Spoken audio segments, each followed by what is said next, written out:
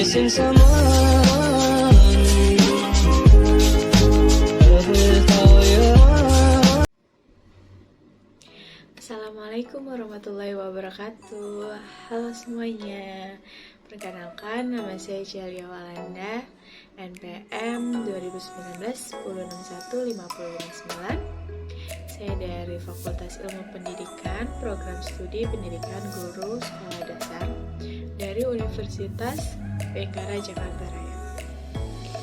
Di sini saya akan memenuhi tugas mata kuliah saya, yaitu Kebinakaan Masyarakat Indonesia. Di video ini saya akan menceritakan isu-isu kebinekaan dari Pusong Lama Aceh yang merawat kebinekaan dengan toleransi beragama. Disimak videonya ya teman-teman. Dadah!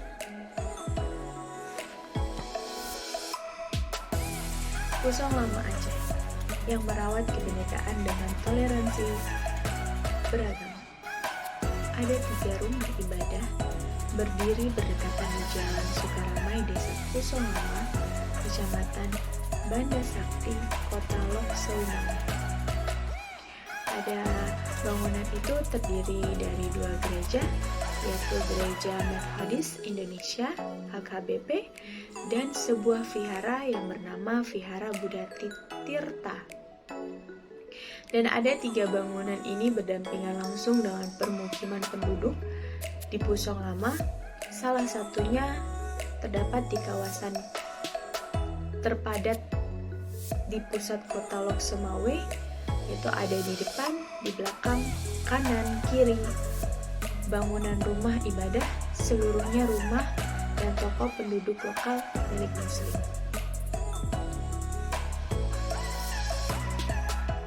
Ucap pengurus Vihara Buddha Tirta mengatakan, "Kami mulai mendirikan rumah ibadah vihara ini sejak tahun 1976 lalu.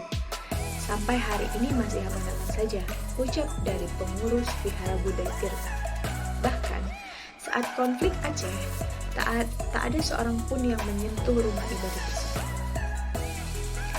Ada sejarah mencatat, konflik Aceh terjadi pada tahun 1989 hingga 1998 dengan pemberlakuan Daerah Operasi Militer atau DOM. Lalu pada tahun 1998 hingga Perjanjian Damai antara pemerintah RI dan Gerakan Aceh Merdeka atau GAM pada 15 Agustus 2006 di Helsinki, Finlandia.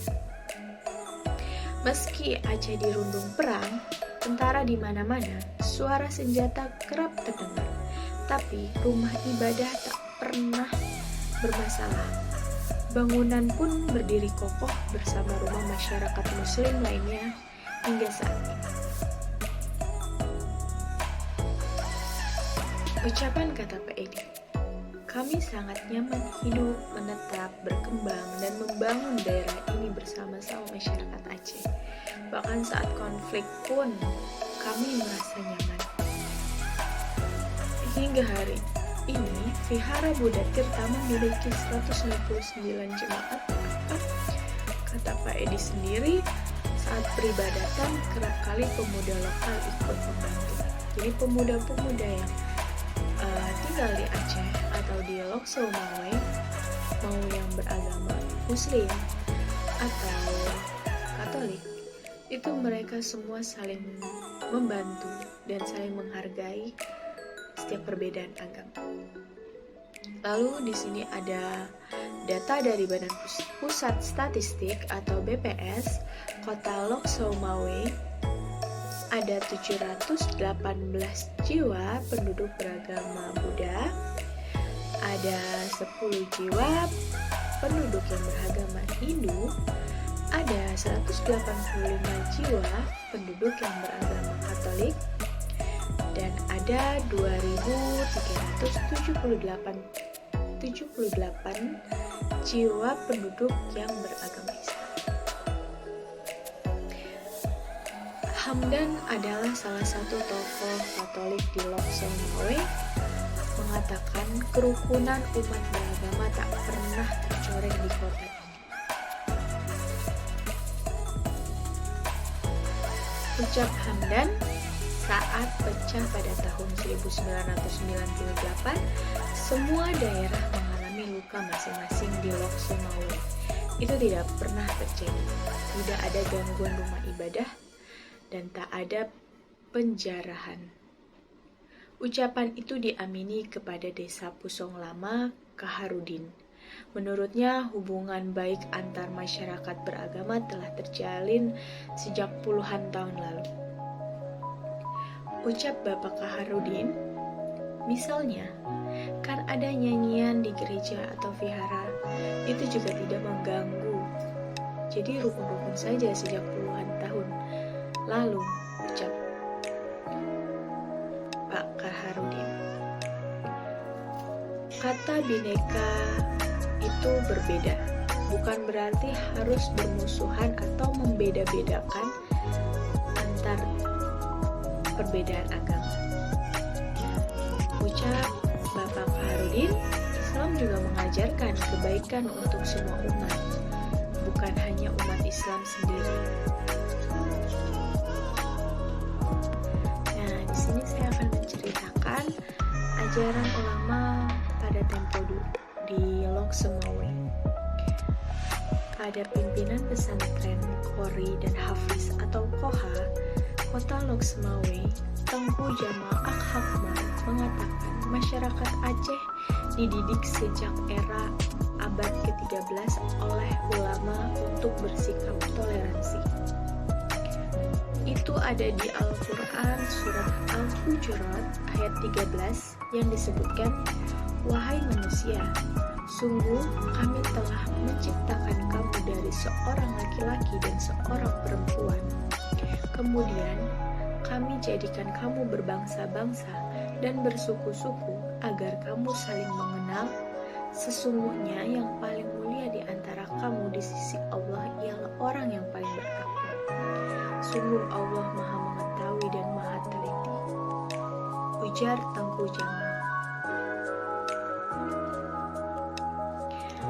Ajaran itu sudah menyatu dalam nadi masyarakat Aceh sejak puluhan tahun lalu, turun-menurun dari ulama lampau hingga saat ini dan menyebar ke masyarakat Aceh. Ayat itu menjelaskan untuk semua, bukan untuk umat Islam saja. Maka umat Islam wajib melindungi agama lain di daerahnya. Walau Aceh penerapan syariat Islam, ini juga bagian dari penerapan syariat itu, ujar Tengku Jamal. Lalu di sini saya akan menceritakan sejarah kerajaan Samudra Pasai di Aceh. Pada ucapan Tengku Jamal, sejalan dengan catatan peneliti Samudra Pasai Heritage, yaitu Tengku Taqiyuddin Muhammad. Menurutnya, raja-raja masa lalu di kerajaan Samudra Pasai jelas mendukung kebinekaan. Sikap raja bisa dilihat dari ukiran kaligrafi di nisan yang banyak ditemukan di desa Kota Karo, Kecamatan Samudra, Aceh Utara, pusat kerajaan Samudra Pasai masa lalu. Ucap Tengku Taqiyuddin, yaitu penulisan kaligrafi itu tidak sembarangan, bukan pencitraan seperti sekarang-sekarang ini atau zaman-zaman ini. Itu menandakan sikap hidup dan sikap kerajaan pada masa Sultan Zainal Abidin. Dan Tengku Taqiyuddin menjelaskan kerajaan Samudra Pasai sebagai salah satu yang terbesar di Indonesia, tidak memaksa agama apapun yang ada di wilayah hukumnya. Banyak umat Buddha, Hindu, dan kepercayaan lokal lainnya tetap nyaman di bawah kepemimpinan Sultan. Mengapa tak heran rumah ibadah agama lain berdiri tegak dan penganutnya nyaman berbaur bersama masyarakat di ujung Pulau Sumatera itu. Walaupun kita berbeda secara agama, namun kita sama secara negara. Sikap Bhinneka Aceh patut kita wariskan ke anak cucu hingga kiamat dunia, ujar Pak Edi, tokoh Buddha Aceh. Nah, jadi teman-teman, dari isu yang saya ceritakan tadi, itu termasuk toleransi dalam kebinekaan dan keberagaman. Makna toleransi dalam Bhinneka Tunggal Ika itu ialah hidup berdampingan secara damai. Di samping itu juga saling menghargai di antara keragaman, suku bangsa, adat istiadat, agama, dan bahasa. Dan dari cerita atau isu yang ada di Usong Lama Aceh itu udah termasuk ke dalam kebinekaan toleransi beragama. Jadi sekian video dari saya, kurang lebihnya mohon maaf. Wassalamualaikum warahmatullahi wabarakatuh. See you.